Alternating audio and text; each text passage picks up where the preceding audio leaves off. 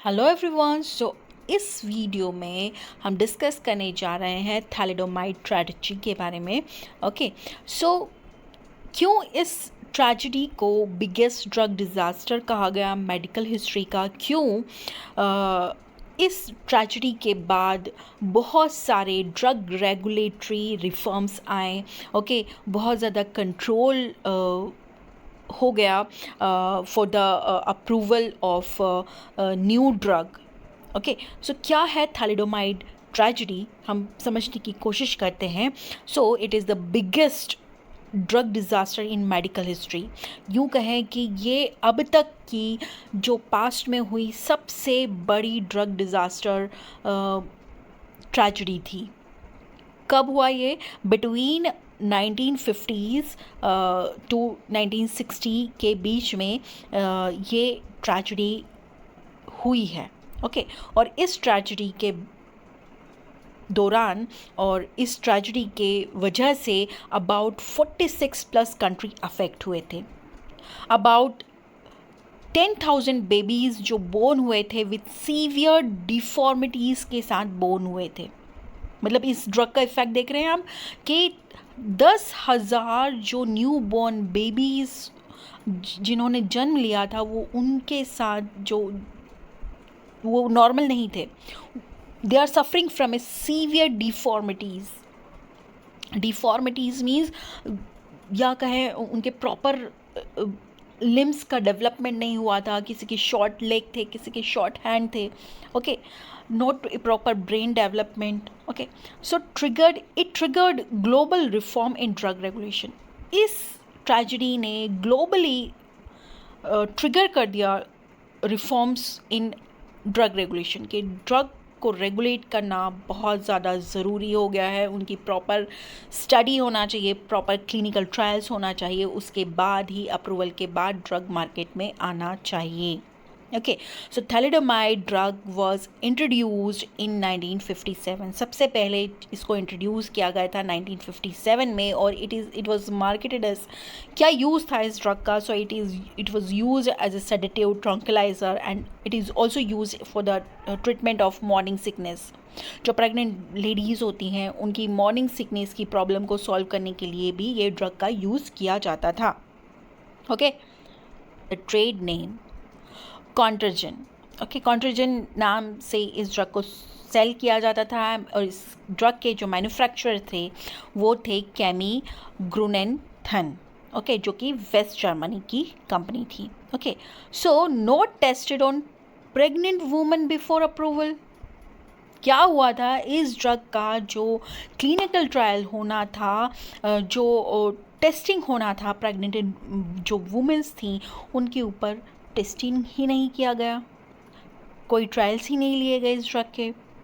और without any trial, without any testing on pregnant women's, this get out. ये drug को out कर दिया गया for the consumption, for the treatment. और यहाँ से शुरू हुई है थैलिडोमाइड ट्रेजेडी की कहानी। So between 1958 to 1961 it get distributed in 46 country। इस पीरियड के दौरान 1958 से 1961 जो टाइम पीरियड है उस दौरान ये जो ड्रग है वो डिस्ट्रीब्यूट हो चुकी थी 46 प्लस कंट्रीज़ में। And in 1961 it was withdrawn. 1957 में इसको लाया गया था और 1961 में इसको विड्रॉ कर लिया गया आफ्टर बर्थ डिफेक्ट रिपोर्ट, क्योंकि इस ड्रग के कंजप्शन से जो बर्थ डिफेक्ट की रिपोर्ट्स आई थी वो बड़ी ही ख़राब आई थी दोस्तों। सो सर्वाइवर हैड, जो इस ड्रग को लेने के बाद भी अगर कोई चाइल्ड सर्वाइव हो गया, रह गया, तो वो जो पर्सन जो चाइल्ड बोर्न हो रहा था वो या तो लिम्ब डिफॉर्मिटीज़ की प्रॉब्लम से ग्रसित था, जिसे हम फोकोमेलिया कह सकते हैं, जिसमें शॉर्ट लिम्ब और या फिर लिम्ब एब्सेंट होते हैं। हार्ट डिफेक्ट्स यहाँ पे मिल रहे थे न्यू बॉर्न चाइल्ड्स में। आई डिफेक्ट्स मिल रहे थे, ईयर डिफॉर्मिटीज़ मिल रही थी, यूरिनरी ट्रैक्ट एबनॉर्मिटीज़ मिल रही थी। सो इस ड्रग का इतना सीवियर इफ़ेक्ट था एंड हेलन बी ट्विसिग जो साइंटिस्ट थे, उन्होंने सबसे पहले इस ड्रग को बैन करने के लिए एडवोकेट किया। ओके उन्होंने आवाज़ उठाई कि इस ड्रग को बैन करना चाहिए। So he was the person who advocated for the banning of the drug. अब इस ट्रेजेडी के बाद जो रेगुलेटरी रिफॉर्म आए हैं, regulatory reform after the tragedy, so USA लेके आया कैफेवर हैरिस अमेंडमेंट इन 1962, यूके लेके आए मेडिसिन एक्ट इन 1968, यूरोप में डायरेक्टिव्स आए हैं 65। ओके देन ग्लोबली जो मैंडेटरी टेरेटोजेनेसिटी टेस्टिंग को मैंडेटरी कर दिया गया। ग्लोबली हर एक कंट्री मैंडेटरी है उसके लिए कि टेरेटोजेनेसिटी की टेस्टिंग आपको करना ही करना है। सो इस स्ट्रैटेजी के बाद में ये रेगुलेटरी रिफॉर्म्स आए ऑल ओवर द वर्ल्ड। क्या हुआ इस मेडिसिन का? So birth of modern drug regulation. इस स्ट्रैटेजी के बाद क्या हुआ? बर्थ हुआ किसका? मॉडर्न ड्रग रेगुलेशन का। मॉडर्न जो आप अभी इस पीरियड के दौरान अभी प्रेजेंटली आप जो रेगुलेशन ड्रग के अप्रूवल में आप देखते हैं जो रेगुलेशन लगाए गए हैं वो आए हैं इस ट्रेजेडी के बाद। सो बहुत सारे रेगुलेशंस का बर्थ हुआ। इससे एफडीए की अथॉरिटी स्ट्रेंथेंड हुई। ओके एंड इंक्रीज हुआ क्या? क्लिनिकल ट्रायल्स में ट्रांसपेरेंसी इंक्रीज हुई। Establishment of toxicology as separate discipline. यहाँ पे टॉक्सिकोलॉजी को एक सेपरेट डिसिप्लिन, एक सेपरेट डिपार्टमेंट कर दिया गया। देन ग्रेटर अवेयरनेस आई of the drug use during pregnancy. Pregnancy में कौन कौन से ड्रग्स हमें कंज्यूम करना है, कौन कौन सी हम दे सकते हैं, उस बारे में अवेयरनेस आया। Then come to the legacy and apology.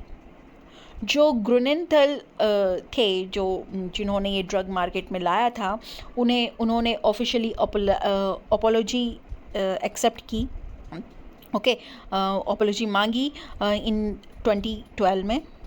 Okay and कई जगहों पे मेमोरियल को इस्टेब्लिश किया गया, लाइक ऑस्ट्रेलिया में 2023 में थैलेडोमाइड ट्रेजेडी से रिलेटेड एक मेमोरियल इस्टेब्लिश किया गया। देन 1000 ऑफ सर्वाइवर्स जो हैं स्टिल लिविंग, जो अभी भी जिंदा हैं विथ डिसेबिलिटीज़ के साथ, उनकी मेमोरी में ये मेमोरियल इस्टेब्लिश किया गया। अब जो थैलेडोमाइड है उस ड्रग का यूज़ बहुत ही कॉशियसली किया जाता है फॉर जो मल्टीपल माइलोमा है उसके ट्रीटमेंट में, लेप्रेसी के कॉम्प्लिकेशंस को ट्रीट करने के लिए, and under very strict control के अंदर ही इस ड्रग को दिया जाता है। कंक्लूजन क्या हुआ?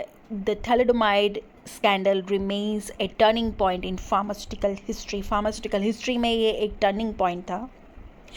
इसकी वजह से जो ड्रग सोसाइटी लॉज है वो ट्रांसफॉर्म हुए। It transform drug society laws, clinical trial requirements transform हुए, ग्लोबल रेगुलेटरी सिस्टम ट्रांसफ़र हुआ, जिसकी वजह से क्या हुआ? ये सभी जब ट्रांसफॉर्म हुए तो ये इंश्योर हुआ कि सच ट्रेजेडी इज़ नेवर रिपीटेड। ये इस तरह की ट्रेजेडी अब कभी रिपीट नहीं होना चाहिए।